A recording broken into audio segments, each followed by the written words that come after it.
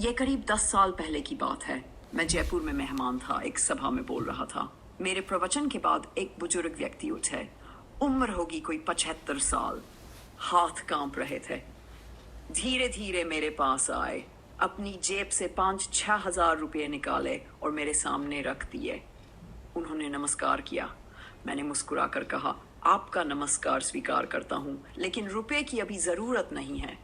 जब जरूरत होगी तो आपको कहूंगा, फिलहाल इन्हें आप ही। मुझे बिल्कुल अंदाजा नहीं था कि इसका इतना गहरा असर होगा, लेकिन वह बुजुर्ग वहीं चुपचाप खड़े रहे, कुछ बोले नहीं। मैंने नजर उठाकर देखा, उनकी आंखों से आंसू बह रहे थे।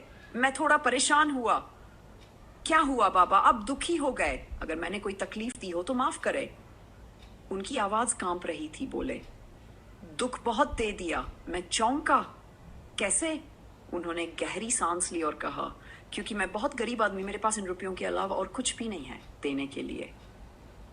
लेकिन देने का मन है। पत्नी को देने को मेरे पास प्रेम नहीं है, सिर्फ गहने दे सकता हूँ। बेटों को देने के लिए मेरे पास जान नहीं है, सिर्फ रुपये दे सकता हूँ। मित्रों को देने के लिए मेरे पास मित्रता नहीं है। मेरे पास कुछ भी नहीं है, बस ये रुपये हैं। मैंने अपनी पूरी जिंदगी रुपयों के पीछे लगा दी। शुरुआत में सोचा था कि पैसा ही सब कुछ है, लेकिन अब जब पैसा आ गया है, मैं खुद ना कुछ हो गया हूं। उनकी आंखों से बहते आंसू मुझे भीतर तक हिला गए। वह बोले, आप चाहें तो इन रुपयों को बाहर फेंक दें, लेकिन मुझे वापस मत करें, क्योंकि मेरे पास देने के लिए कुछ और नहीं है। मैंने उनकी आंखों में झांका और पहली बार जाना, धन का संग्रह किसी इंसान को धनी नहीं बनाता। यह तो बस एक भ्रम है। भ्रम इसलिए बना रहता है क्योंकि धन कभी इकट्ठा ही नहीं हो पाता, और अगर कभी इकट्ठा हो भी जाए तो हमसे आगे कोई और होता है जिसके पास ज्यादा होता है, इसलिए। और ये दौड़ कभी खत्म नहीं होती। अगर किसी इंसान को पूरी दुनिया की दौलत मिल जाए तो वह उसी दिन संन्यास लेना चाहेगा, लेकिन दुर्भाग्य यह है कि धन सबको नहीं मिलता, इसलिए धन का मोह कभी खत्म नहीं होता। इसीलिए मैं कहता हूं, गरीबी मिटनी चाहिए।